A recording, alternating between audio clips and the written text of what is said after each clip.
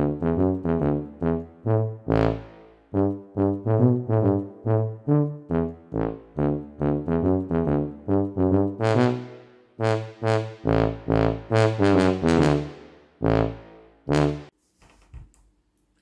and welcome to the cartoonist studio.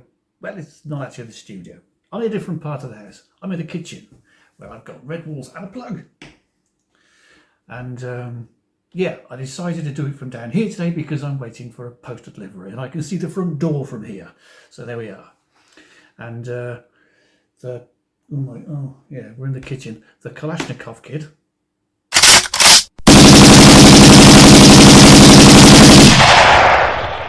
She's going to be furious when she finds out I'm in the kitchen, because if her dirty dishes are in shot, whoa, we're in trouble. Right, here we go. Today's cartoon strip. This has been brought forward a couple of weeks. Originally I was going to do it in 2 weeks, 4 weeks time. But because I got a plan on, where I'm going to try something different over the next few weeks, namely I'm working on the Christmas Big Old Bear children's book, and I want to take you through the whole process over a period of videos, ultimately putting it into a playlist. I thought I'll get this cartoon strip done now, show it, and then we can move on to the Big Old Bear and so on. So that's why we're getting it this week. So this week we are talking about If I Drew ... big fanfare, The Wizard of Id. And I'll be honest, it turned into a bit of a challenge. I thought it would, and it did, because Brant Parker, although apparently a Disney artist at one point, had a most unusual style of drawing. You normally have to break things down into shapes that you can just develop the characters on a regular basis. His cartoons, for me, proved to be a little bit difficult. So this has been the biggest challenge to date. So shall we see how I got on, or didn't get on? We're not quite sure, but let's go this way or that way, or the usual stuff. And I will draw the Wizard of Id. See you in a couple of seconds. Hello and welcome back to the Cartoonist Studio. This next bit is just going to be me drawing the borders and a little bit of lettering. It's all quite boring. We all know how it goes. So shall we just give ourselves a little bit of music and speed it up? Let's do that.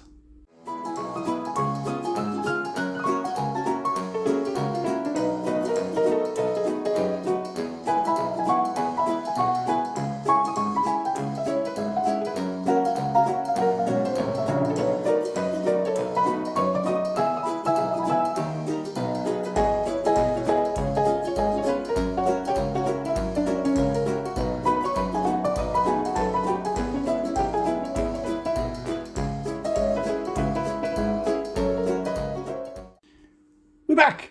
Did you enjoy that? Was it very fast? I had terrible trouble keeping up with this. Right. I could sit here and talk about Brant Parker and Johnny Hart, whatever. It was probably best, I thought, if I went to the Johnny Hart Studio site, where there's a page on there called Remembering Brandt. So it's probably best if I just read from that, and then all the relevant information will be there. I'm pretty sure they know more about him than I possibly do. So here we go. It says here, Brant Parker was passionate about the art of cartooning. Born in 1920 in Los Angeles, he was influenced earlier on by his mother's career as a fashion illustrator and the encouragement of his father, a CPA. I have no idea what a CPA is or what a CPA does. But his father was one of them, so that's good enough for me. Another great influence was the Sunday cartoon section of the newspaper, which he looked forward to and spreading out on the floor and pouring over each week. I have no idea what he poured over there, probably his cornflakes. His first attempt at cartooning was at the age of 8 when he created a strip about the adventures of a sailor. No idea what the sailor was called, don't mention that here. During high school, he learned from Pulitzer Prize winner Bruce Russell of the Los Angeles Times. Once again, not very clear whether Bruce Russell was a cartoonist or a writer or maybe compiled the crosswords or did the doggy section. I don't know. After graduating, he attended the Otis Institute of Art. He worked at the LA Daily News and later went to Walt Disney Studios, where he received his first training as a cartoonist, working on several Donald Duck shorts and a 30-minute Mickey and the... It says here Beanstalk. Surely they mean Beanstalk. Maybe it is, maybe it isn't. It says Mickey and the Beanstalk. Now, I've often wondered about this. Like, you're a cartoonist. You can sort of pick up a newspaper or a magazine or a book or wherever you've worked. You can say, that's my work there. I did that. And everyone can see it. But if you're an animator, I mean, do you sit there with the TV on sort of saying, that's mine, that one, no, that one, no, that one, no, that one, no, that one, no. God, must make an awfully long night watching TV with an animator. Anyway, in 1947, after his time at Disney, he joined the Navy to serve during World War II.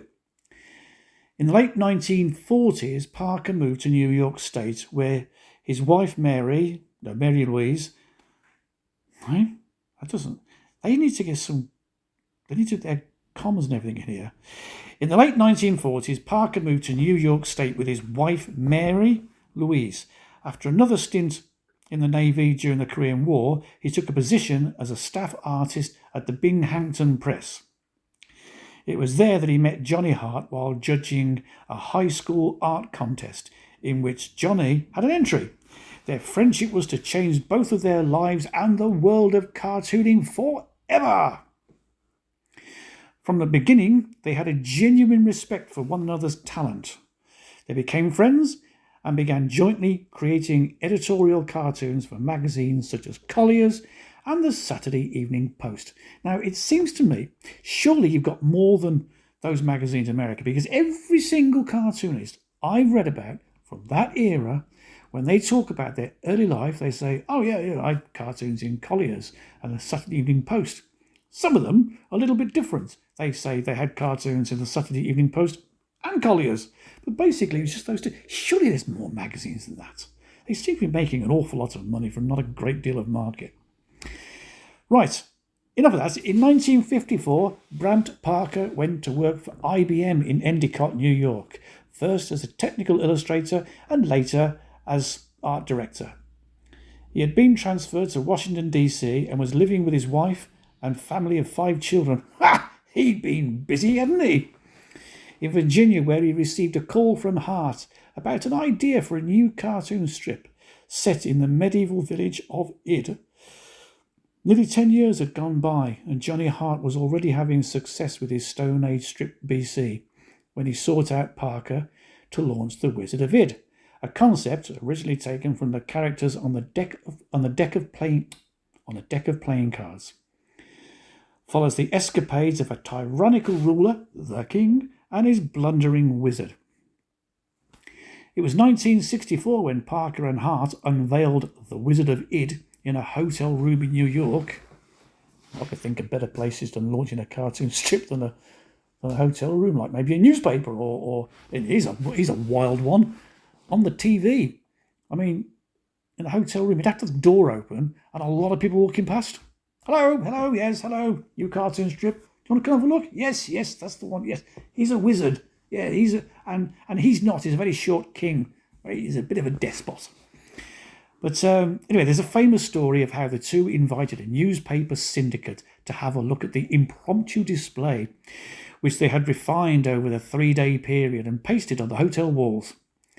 Evidently, the syndicate representative arrived early and found Parker and Hart unshaven, unkempt, covered in food and beer, with drawings strewn all over the room.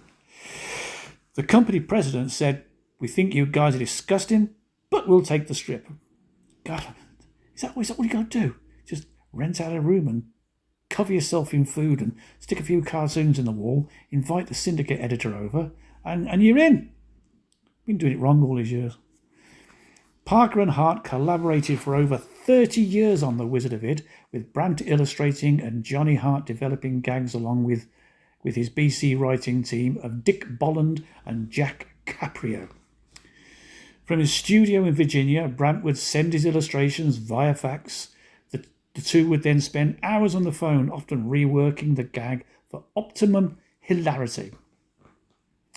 Parker had a great affinity for the wizard characters, which took on a life of their own over time.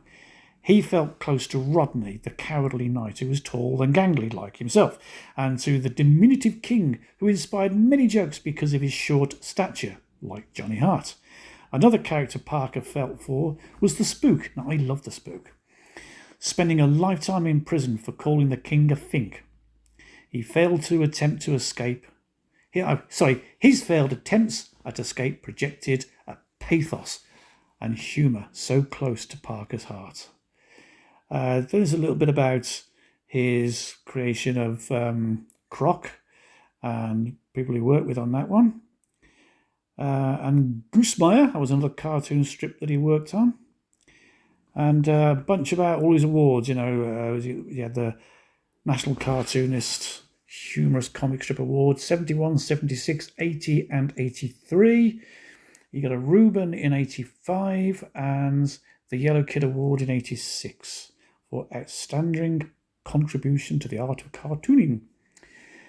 In addition to his work on 3 comic strips and illustrating a cookbook of cabbages and kings in 1984, Brant Parker created numerous illustrations for community charities such as the Muscular Dystrophy Association and the Red Cross. He was generous with his time with aspiring cartoonists, giving talks at schools and teaching workshops. He also volunteered for several USA tours where he visited soldiers. It's never not mentioned whether the soldiers wanted him to visit them, but they just came over. Who is this guy? I don't know. He's following us around, drawing pictures. I don't know. Let's go into a war zone. See if we can lose him. Anyway, in 1987, Parker asked his son Jeff to join him in the studio to work on The Wizard of Id. Nicola Hodge, later to become Jeff's wife, came on board in 1991, bringing her skills as an illustrator and computer graphics designer. The two worked with Brant Parker in his studio until 1997 when he retired from drawing the strip full-time. Jeff worked with Johnny Hart for the following 10 years until Hart's death in 2007. Jeff and his wife continue the strip in collaboration with the Hart family. Brant Parker passed away sadly in April of 2007 after a long illness. I believe it was a stroke. Was it? Yeah, a stroke. And just 8 days later, Johnny Hart. That was just 8. Oh God, get that right. This is written in an awkward way around the side of a panel.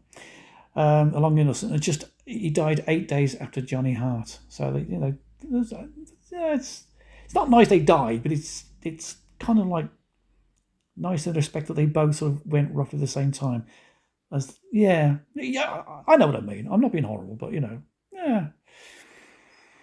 Hart credited his mentor Brant Parker for inspiring him to become a cartoonist. In an interview in 1973, Brant Parker said of their relationship, "John's done as much for me as I did for him. I got him started and he kept me going." There you go. That's what it says about him. Can't really add much more than that to it. So, there we go. Right, enough of all that. We're getting back to the cartoon strip. Now, you may have noticed, those little eagle-eyed ones amongst you there, that the gag, if you've been looking at the wording whilst I've been drawing and chatting, you'll notice that it don't make any sense. Surely that's not the punchline. No, it's not. Normally, I would put all the lettering in, all 3 panels or whatever panels require the lettering, and that's what I do. But because in the last panel I didn't know what kind of space I was going to be left with because of the angle the characters were at and the position they were all in, I've left it until I actually finished the cartoon, actually finished all the penciling, and then I put the final bit of lettering in. So that's why it makes absolutely no sense at all. Is that all clear now? Jolly good. Can someone explain to me, because I got no idea what I'm doing or even talking about. But then again, I never do. Actually, there's a weird thing about this particular cartoon strip. I mean, weird in the respect that having read the write-up on Brant Parker and Johnny Hart when they created the cartoon strip, I wrote this gag before I read that. And it turns out that they had created it based on a set of playing cards. And the cartoon that I chose to draw was based on playing cards. Is that weird? I mean, do you think maybe I might have just seen it somewhere and subconsciously did that based on what I'd read? I mean, it would have to be subconscious. I mean, you've all heard me talk, and no one would consciously come out with the kind of drivel I come out with. However, on another, I guess it's a kind of related point, but not related to what I was just talking about. When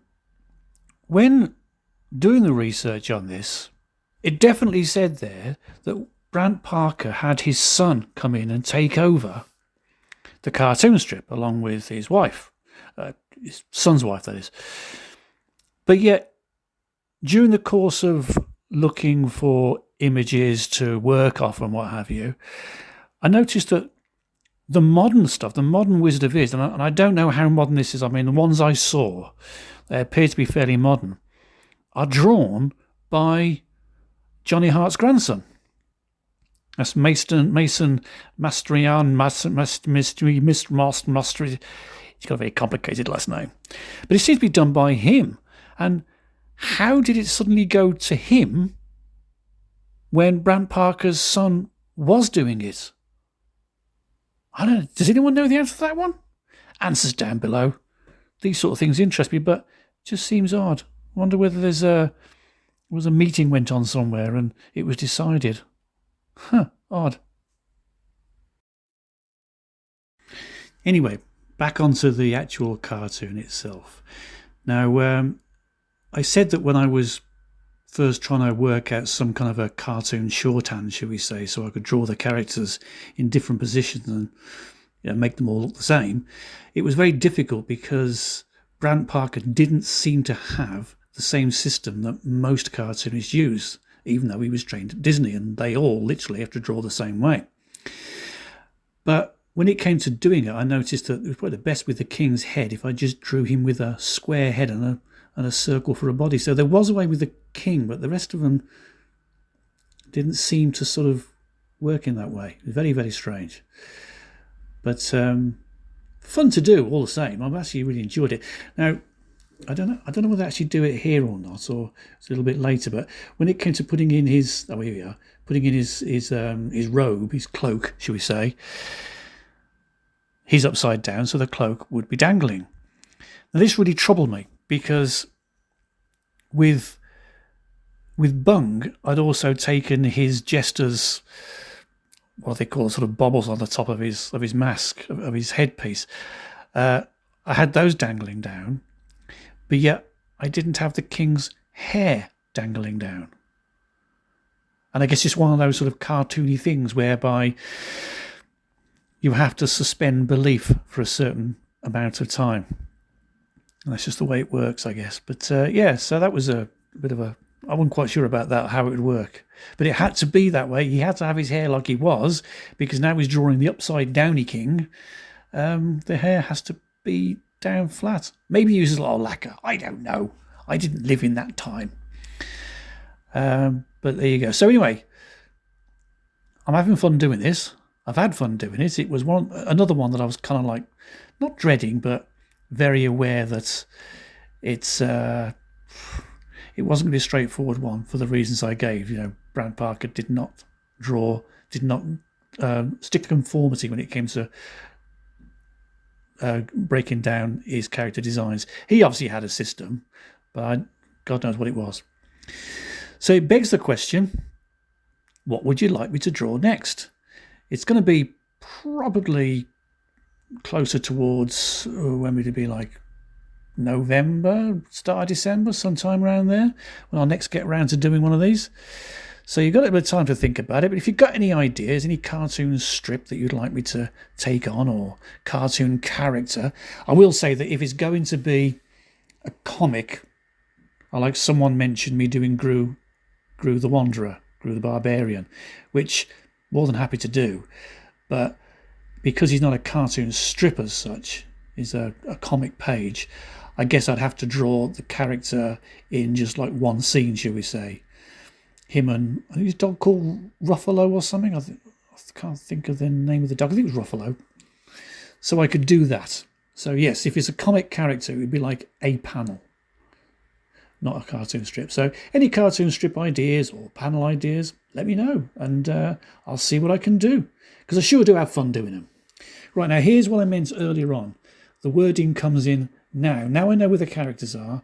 I think, right, I can put the balloons at the very top, because at one point I thought I was going to have them at the bottom of the panel, because it just didn't make sense to have them at the top, or I didn't think I'd have room to put. No, it made perfect sense at the top. I just didn't have room to put them at the top. So so there we go. I did it. Yeah. Okay, so the penciling is almost done now.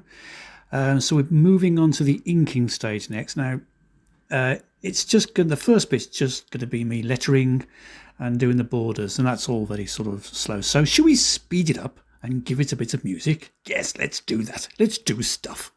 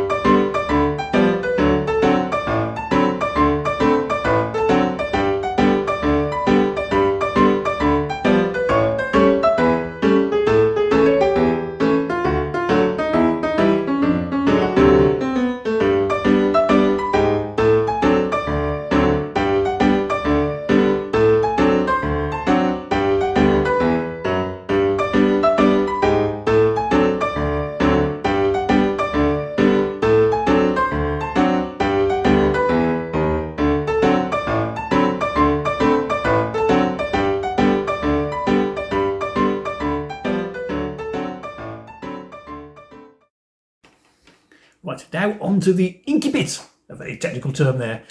Now, I'm looking at the cartoon strip with the era within which it was produced. And in those days, they tended to use either a dip pen or a brush. I draw most of my cartoons with a brush. I can use a dip pen. In my graphic novel, The Night of the Village Idiots, for some reason, I used half and half, I think, half of it in dip pen, the other with a brush. Nowadays, cartoonists would probably more at home or comfortable if they're not working on a computer. They're more comfortable with these pens, or this particular one is a brush pen. But keeping as true to the look as possible within my style, I think, having studied it, that he would have drawn it with a dip pen. So that's what I'm going to be doing the cartoon strip with. If you know any difference, then leave the comments below and let me know. Be interesting anyway. So without further ado, let's go to the inky bit. By the way, what kind of a week have you had? I've had a fairly okay week, but it's been a nightmare when it comes towards the end. You have no idea what I have gone through to get this video out for you. It is just everything. Everything you could possibly think of has been thrown at me. Not the good stuff, the bad stuff. I have been so frustrated. If I could have hurled the computer out the window, I would have done. In fact, I used to have a computer. My last computer I kept just for the express purpose that when a computer annoyed me, I could go outside and give it a severe talking to with a lump hammer, or sledgehammer as we call them over here. And yeah, it just went mad. I mean, everything. I mean, I was recording, I was doing the editing, and all of a sudden it would say, "There's no room." I said, "There is. I can see it. There's plenty of room to the left. I can see it all with my own eyes." But you can't reason with a computer. They have no reason at all. And it just kept closing the program down. So when I'd open it back up again, everything I'd done wasn't there, even though I'd saved it. And it was one thing after another, after another, after another. And in the end, I just walked away from it. And this morning I came to it. No, this morning I had to print some labels off for She Who Shall Not Remain. Oh, go on, we'll call her. I had to do some labels for the Kalashnikov kid.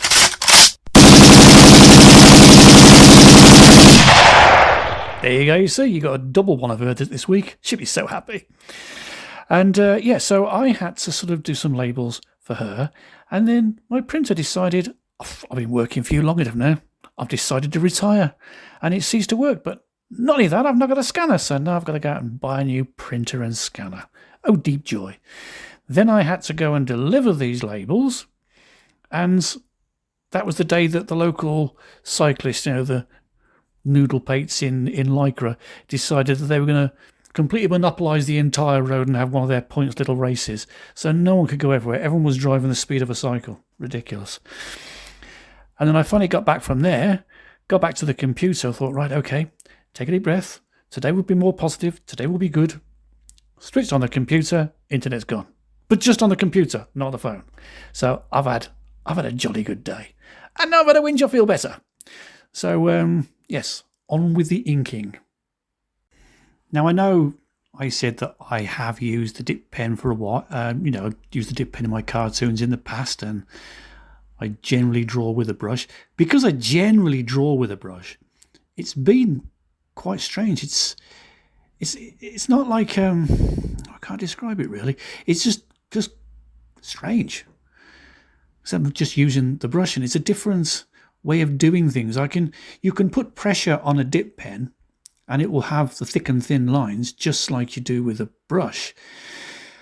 But and it certainly holds more ink, or this particular nib. I use a Gilliatt 303 or Gilliatt or whatever it is. It's basically the ones that Charles Schulz used to use.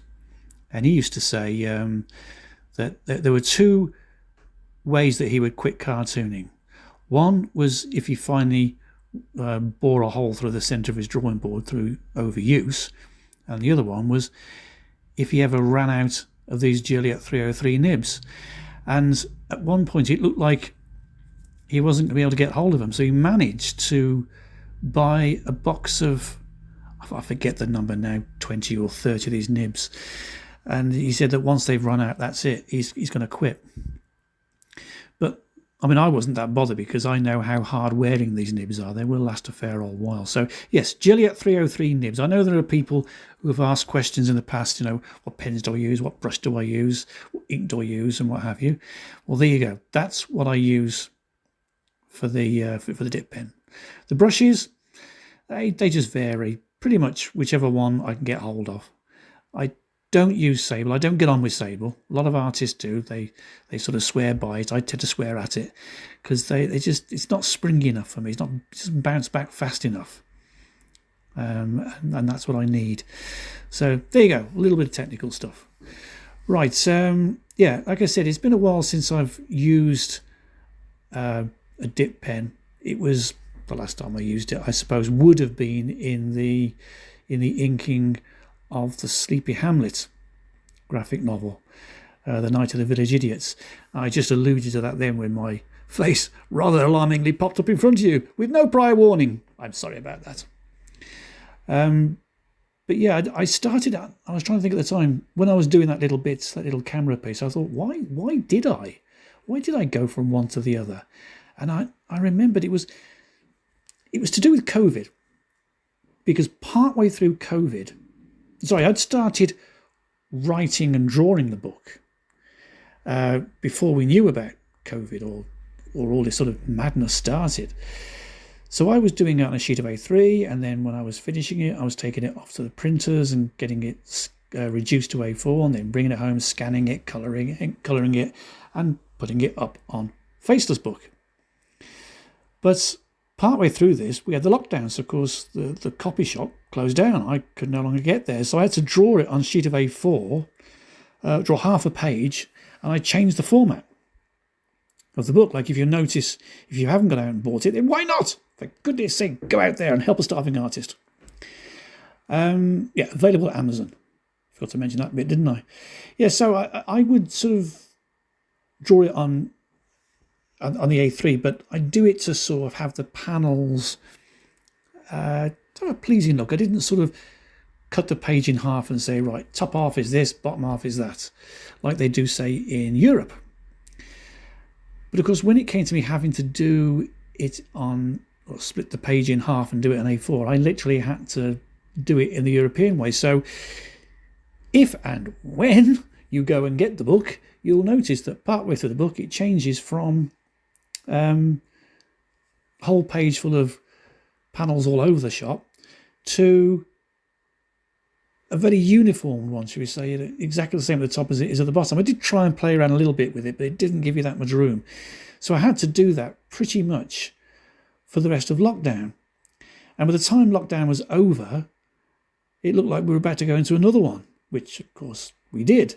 And then there was a possible third one, and I thought, oh, I'm just going to stick to what it is. I'm going to carry on doing it the way I've been doing it.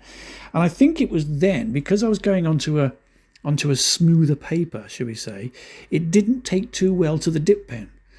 So I then went back to drawing it with brush. And ever since then, I just really haven't gone back to the dip pen. But I do that. I go from time to time. I mean, maybe this cartoon strip will have me going back onto dip pen again. I don't know. Who knows what goes on in my fevered imagination? And it is fevered. But there you go. A little bit more of an insight into what I do and why. So this cartoon, having looked at it, studied it, I was pretty convinced. I couldn't... the lines were too fast, shall we say. Best way I can describe it. They looked like they were drawn with urgency, or the line was flicked, shall we say, rather than smoothly produced. And you can only really get that with any consistency with a dip pen. So that's how I came to the conclusion that it was done with a dip pen. So yeah, there you go. So this is going to go on for a bit longer, obviously. So why don't we have a little bit of music, and if anything occurs to me, I'll come back in and start waffling like I always do. So sit back and enjoy the inking. I might speed it up slightly, not much, just a little bit. And yeah, I'll either see you at the end or a little bit before. So see you soon.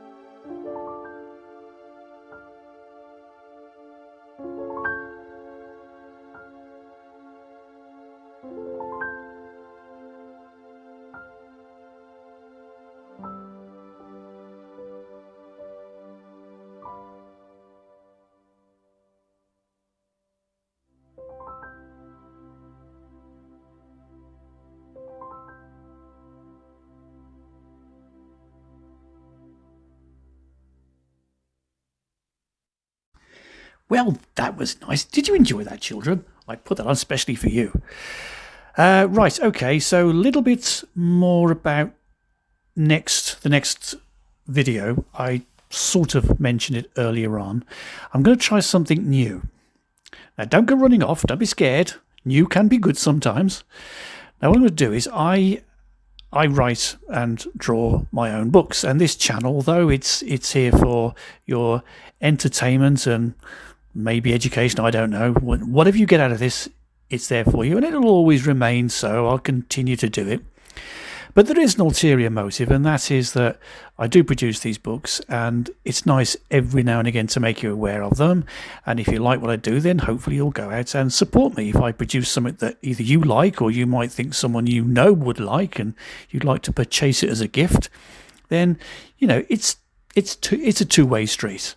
I entertain, I hope, but also I get a bit of support off my increasingly growing following. So one of the things that I wanted to do is, over the next few videos, is to take you through the process of how I produce one of my projects. And this particular one is there for the Christmas period. And it's a character of mine called Big Old Bear. There should be a picture of his previous book, which is available now from Amazon, up on the screen. Now, this is a Christmas one, so obviously I've got to get it done now, ready for the Christmas markets, and it's called Big Old Bear's 12 Days Till Christmas. It's a children's book. It's written in clear, concise verse. There's lots of pictures going on, lots of action. I'll explain more about it as I start it next week. But that's what I'll be doing. I'll be going through the process. Not every single illustration. I'll be selecting a few illustrations to take you through, and then I'll do one about the colouring process, and then maybe a little bit about putting it together as a PDF and how to prepare it ready for Amazon KDP. So that's the new idea, and if it's popular, if it works out well, if you kind of like that kind of thing, then I'll do other ones in the future. I won't solely do that. I'll still do the stuff I'm doing now. Still do the cartoon strips. Still do the odd just video about me drawing something, nothing in particular, but everything in general. And so it'll still stay the same as it is. It's just I'll be adding this on as a new feature. And of course, as the channel grows and so on and so forth, then hopefully I'll be able to start producing them weekly, which will be good fun. But that aside, although you're aware, most of you will be aware that I don't do Facebook, Twitter, or very little of Instagram. I have got a TikTok channel, or Tactic, or Tiki-Tiki-Tiki-Tok, whatever it's called. And I do pretty much the same sort of stuff I do here, only shorter, more speeded up. So there's more illustrations, more sort of stuff going on, shall we say. So if that's the kind of thing that you like, then you can go along and subscribe to that as well. See, get even more of me, you mad fools. So that's it now. So we shall move on to the speeded up solid bit, the solid inking bit. And I shall see you on the next video, I hope. Hope I'll see you. Yeah, so I'm going to give you a little bit more music. It'll be Tchaikovsky's Twiddly Bits. And I hope you enjoy that. So from that point onwards, I shall see you soon. Thank you very much for your time. Bye for now.